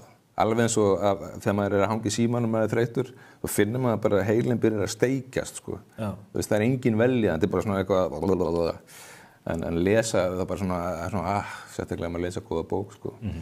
Við finnum þetta eins og í bókaklúbbi Spursmála, við erum að hvetja fólk til að lesa og það eru margir sem að koma til okkar og segja, frábært að ýta við mér hérna í maí eða ágúst og oft þá auðvitað líka að ýta við fólki að lesa bækur sem að það hefði ekki endilega gripið sér sjálft. Kannski þarf að hugsa líka leiðir til þess að ýta við fólki. Fólk fer af stað og fólk ánægt. Já, vel, það er svo hollt að lesa og það geta allir fundið að það þarf ekki að vera bókið til mig. Það getur verið ekkert endilega, það er betra. Ekkert endilega, og það getur verið ég les ævisögur og fræðibækur og þetta er alltaf góð hugmynd og gott fyrir heilan og þetta er róandi og maður lærir eitthvað nýtt og það er bara mjög gott. Í jólabókaflóðinu erum með svona dagsuppfærslur, heyrið útgefandi og segir, er staflinn að lækka í einmitt svona í kringlunni eða? Já, smá þannig sko, en það er rosalega erfitt að vita eitthvað hvað er búið að selja. Jú, ég get farið í Bónus og kíkt á bunkan, það segir ekkert mikið en það er alltaf gaman ef það er lítill bunki og ringir maður útgefandan og segir að það sé lítill bunki í bónuskeifinni og þá drýfur hann sig á staðinn en það er svona smá, jú, þetta ef maður fer alveg all inn í þetta, maður getur orðið alveg pínu geðveikur sko, að því maður stjórnar þessu ekki neitt. Nei, þú ert búin að leggja, þetta tekið úr þínum höndum og svo færð þú bara uppgjörðun í ári. Já, ég get ekkert verið að stjórna því hvað fólk er að kaupa eða ekki kaupa. Sko. Standa við rekkana á. En í þessu sambandi, þú hefur verið lánsamur, leif mér að segja, lánsamur, gott orð. Já, menn vinna auðvitað fyrir sínu, en þú er lánsamur í því að þessar bækur þínar á síðustu árum hafa verið feikið vinsæl, þú hefur verið að verma topplistana í mest seldu bókunum. Já. Er það ekki rétt? Og þetta er lán, það er alveg rétt. Og þetta ég er lánsamur og mjög þakkláttur. Af því að þetta var ekkert svona í upphafi hjá mér, sko, bækurnar seldust mjög lítið. En svo kom sprenging með Svartur á leik. Já. Og þá fór ég svona meira, það sem sagt eignast lesendur, þó maður eigi það ekki neitt. Og það var alveg stór mögnuð tilfinning, sko. En já, ég hef verið mjög lánsamur. Var það bókin eða kvikmynd? Bókin, sko. Já, og þetta vinnur svo saman? Já. En já, ég er mjög lánsamur. Og svo var ég með þessa rangumöndum að það væri bara strákar og kallar sem var að lesa mig. Svo kemst ég að því að þetta er eiginlega mest konur. Nú er það? Og þetta er ekki bara ungt fólk, þetta er líka miðaldra fólk og þetta er líka gamalt fólk. Þetta er alveg ótrúlega breitt. Ég hef einmitt heyrt í fleygt oftar en einu sinni í gegn tíðin að þína bækur höfði sérstaklega til ungra karlmanna. Er það bara bábilja? Ég veit ekki hvort það er sérstaklega, en það höfða til ungra karlmanna og það er mjög mikilvægt að það gerir það, einhver gerir það, af því að ungi karlmenn eru svona áhættuhópur í þessu, að þeir finna ekkert alltaf eitthvað til að lesa, af því að þeir finnst ekkert allt skemmtilegt. Nei. En já, ég fengi mikið viðbröð meira kannski frá svona kennurum og foreldrum. Foreldrar hafa samband að kraftaverki gerðist, að úlingurinn þeirra fór að lesa eða kennarar sem er að hæla mér af því að þeir ná til strákana í bekknum og það eru nokkrar bækur eftir mig sem eru kenndar og lesnar í framhaldsskólum, jafnvel í gagnfræðaskólum. Og þetta er mjög skemmtilegt. Væntanlega þegar kennarar sjá að það er efni sem að höfða. Já, en þetta er ekkert sem að ég eitthvað ætlaði eða reyndi, af því að það er ekki hægt að þú getur ekki búið það til markup, eða ég held að misheppni, sko. Það sem ég gerir bara alltaf, ég er alltaf að skrifa bók sem mér finnst skemmtileg. Svo er ég bara svo heppinn að ég er ekki einn þess að skoða það, sko. En það er bara það sem ég er að gera, ég er bara skemmt af mér. Ég get ekkert ímynda mig hvað öðrum finnst og ég veit ekki neitt. Þessi bók hérna sem kom út í fyrra, mér fannst hún ekkert eitthvað sérstakar en aðra bækur sem ég hef gefið út, en hún endaði sem 3. sögulegasta bókin á landinu að lokum, sko. Og ég eiginlega trúði þess ekki, sko. Þetta var bara með ólíkindum, sko. Þetta er ekki þínum höndum? Nei, og maður veit aldrei hvað fólki finnst, sko. Þú nefnir skólakerfi, þú segist, þú flosnaður upp úr skóla og klárar ekki menntaskólan og ferð að vinna. Mega svoleiðis menn skrifa bækur? Ég hélt að með þyrftu flestir eða helst að vera með bókmenntapróf? Nei, sko, Sjón, kollegi minn, hann er í sömu sporum, sko. Já. Hann er ekki stúdent til dæmis, sko. Þannig að þetta er ekki bannað. Það ekki bannað. Ég veit ekki hvort það þykir fínt endilega. en ég vildi ég hefði klárað menntaskóla sko, en ég bara gerði það ekki. En það svolítið vont að vera ekki með stúdentspróf. Það svona, ef maður ætlar að gera eitthvað annað, en að vera metsöluhöfundur. Já, þá þetta svona á hindrun sko. Hefurðu notið þessi einhverju tillit? Ertu einhvern veginn óheftari eða verður einhver meiri mystík í kringu þig? Ég veit það ekki. Ég veit það ekki. Hreinlega sko. Nei, ég hef ekki hugmynd. Mystík, ég veit ekki hvort ég mystískur. Það ekki maður sjálfsagt það heldur. Ég hef tekið að undanförnu þátt í umræðu listamannlaun og laun til rithöfunda og sitt sýnist hverjum í því og ég verð að viðurkenna að mér finnst þessu umræða mjög vanstilt vegna þess að það er verið að reyna átt að sjá því hvernig kerfið er byggt upp og þannig verið að fjalla takmörku gæði. Hvernig blasir þetta kerfi við þér sem rithöfundi? Ég held að viðbröðin hafi verið ofsafengin og svona hálf geðtrufluð sko og menn eru fljótir að hrópa eitthvað að menn eins og þú og fleiri vilji bara leggja þetta niður og sé á móti þessu. Ég held að það sé ekki rétt. Ég get staðfesta. Já, ég held að svona bara flestir sé eitthvað á móti þessu í grunninn sko. En þetta eru skattpeningar og það má alveg tala hvernig þeir eru nýttir eða hvernig þeir með dreift. Það má alveg tala það sko. Af því að það má alveg gera betur. Það er alltaf þannig. Hefur þú verið á þessu launum? Voða lítið og ég hef aldrei verið þykir nú að fínna eða eitthvað, ég veit það ekki sko. Ég hef aldrei fengið meira en 6 mánuði og ég hef fengið 6 mánuði að langt síðan sko, en nokkur sinnum ég geti ímyndað mér, ég er ekki búinn að athuga þetta en á þessum 30 árum eða 29 árum séu mánuðirnir svona 40 en hvort það er minna eða meira, ég veit það ekki sko. En ég fengið 6 mánuði 406 sinnum, 3 mánuði, 2-3 stundum ekkert, eða bara oftast ekkert. En sækir alltaf um? Oftast. Ég hef ekki alltaf gert það sko, stundum bara gefst maður upp sko. En sko, þetta er alveg eldfim umræða sko og það sem að mér finnst sko, sumir hafa talað núna eins og að rithöfundar eigi bara rétt að því að bara vera bara á launum, bara alltaf. Formaður rithöfundarsambandsins talar þannig? Já, ég er ekkert sammálið það er enginn öruggur í sínu starfi, það á enginn, þó að einhver sé búinn að teikna 2 hús að vera launum sem ævinar sem arkitekt, það er bara bjánulegt að tala svona og maður er að sækja til að skrifa ákveðið verk og maður er að segja frá því verki hvað bókin er og svona og hvað tíma maður áætli í þetta og hvað maður ætla að gera bara mánuð fyrir mánuð og ég hef alltaf staðið við það sem ég ætla að gera en mér finnst ekki rétt sko að sko það er bara eins og þegar verið að gera útboð hjá ríkinu, byggja brú að það vita allir reynda að fara öll útboð í vitleysu á Íslandi, en að byggja brú yfir svona á það er þetta áætla hvað það tekur langur tíma en ef þú ert ekki búin að því eftir þann tíma þá lendir í vandarum, það geta verið dagsektir og vesen sko og mér finnst ekkert sko ef ég segist fyrir 5 ár til að skrifa eina bók þá er ég nú ekki mjög duglegur en burtséð frá því hvort ég væri að fara að skrifa meistarverk í sögu bókmenntanna þá finnst mér ekkert að ríkið eigi að borga mér laun allan tíman mér finnst að skrifa bók tekur 1 ár myndi ég segja og ef það tekur meiri tíma ég myndi ekkert ætlast til þess að einhver annar borgaði þann tíma En í þessu kerfi sem að deilan í grunninn snýst núna það hvort að það sé rétt metið hversu mikið framlag menn hafa komið með á móti þessum himinhá styrkjum í sumum tilvikum. Þetta eru miklir fjármunir sem hafa runnið til fárra einstaklinga. Það er ekkert gagnsæi í þessu. Við vitum ekki hvaða verk falla þarna undir eða hvaða tímaramma menn settu sér. Þetta er of óskýrt og þetta er byrjun svona óskýrt og það vita allir að það er klíkuskapur það sést alveg, það vita það allir. Hvernig sést það? á því hverjir eru þarna alltaf og hverjir eru þarna nánast aldrei. Það er svona, þetta er, já.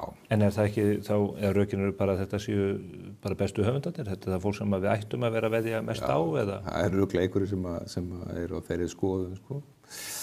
En þetta er svona, já, mér finnst alveg að mætti dreifa þessu betur. Þeir hafa ítt aðeins við, ég minnir að í síðust úthlutun hafi þetta verið 7% af svona nýrri höfundum. Það er væntanlega krítískasta skeiðið í lífi hvers höfundar að menn fá einhvers konar bakstuðning, hvort sem það er að útgefandi samþykkja að gefa þau út eða þá þú fáir 6 mánuði eða 9 mánuði til þess að vinna. Það er alveg mikilvægt að styðja við nýliða, sko. Það er bara borðleggjandi. En svo líka, sko, þetta á allt undir högg að sækja, íslenska tungan á undir högg að sækja, og bækur og bóklestur og bókmyndir eiga undir högg að sækja. Það er svo mikið samkeppni, það er bara símarnir og Netflix og þannig að svona, þetta mætti alveg vera, þetta bara styðja betur við alla höfunda sem eru að skrifa og gefa út, af því að, leið að fólk hættir að kaupa bækur, það er ekki bara að ég fái minni tekjur, þetta útgefandi fyrir hausinn. Það er mikið undir, bókabúðunar lendi í vandræðum, það er mikið undir, þannig að það á alveg að styrkja höfunda sem eru bara duglegir.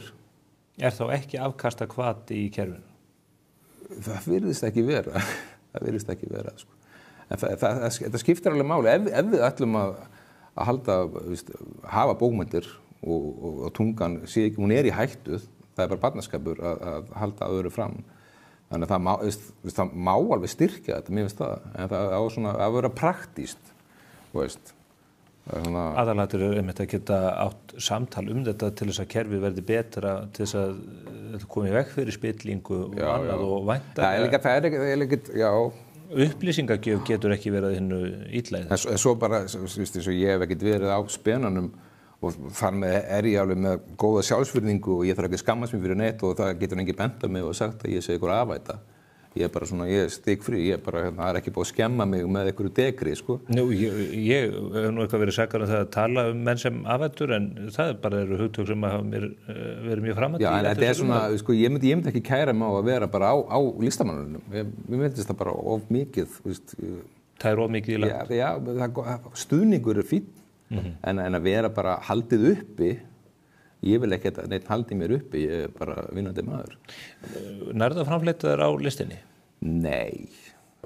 Ekki fullkomlega? Ef ég væri bara einhleipur og ég borðaði mikið af bökuðum baunum þegar ég var sveltandi listamaður, en ég bara get ekki leyft mér það í dag með barn og framfæri og svo framvegis, sko. En nei, það væri ekki að hafa tekjur. Þannig að þú vinnur með þessu? Já. Og það tekst þrátt við það? Já. Ég meina, þetta er bara eitthvað sem ég vel að gera og staðinn fyrir að horfa á Netflix á kvöldina og er ég kannski að skrifa bara. Það er ekkert, ég vorkennir mér ekkert fyrir það. En maður verður að halda sjálfsvirðingunni. Næsta bók, hún er í farvatninu, hvenær munum við sjá? Bara 23. þessa mánaðar. Held ég að sé opinber útgáfadagur. 23. október. Og er eitthvað meira að gefa upp með þessa bók? Stór eða smá? Hún er svona, hann Hörður Grímsson, sem er honum vinsæll en ég. Já. Og þú ættir að fá hann einhvern tímann í spjall, sko. Og nýja bókin heitir Hinn helga kvöl. Já. Og hún byrjar daginn eftir að þessi bók endar. En þetta eru ólíka bækur, ég reyna alltaf að koma með eitthvað nýtt. Minn helstu ótti er að endurtaka sjálf á mig. Þannig að ég reyna alltaf að koma með eitthvað nýtt, sína nýja hliðar á Herri Grímsinni og nýja sína á heim afbrota og eitthvað. Og ég er alltaf eitthvað að skoða samfélagið. En þetta er metnaðarfull bók sem er að koma og ég er mjög ánægður með hana. Og svona, já, hlakka til að gefa hann út. Ég hlakka til að handfjalla hana og lesa leið. Nafni, þakka þér kærlega fyrir komuna í þetta ágæta spjall á föstudag. Takk sem leiðis. Þá er ekki meira á vettvangi Spursmála Morgunblaðsins þennan ágæta föstudag. Við þökkum ykkur fyrir samfylgdina.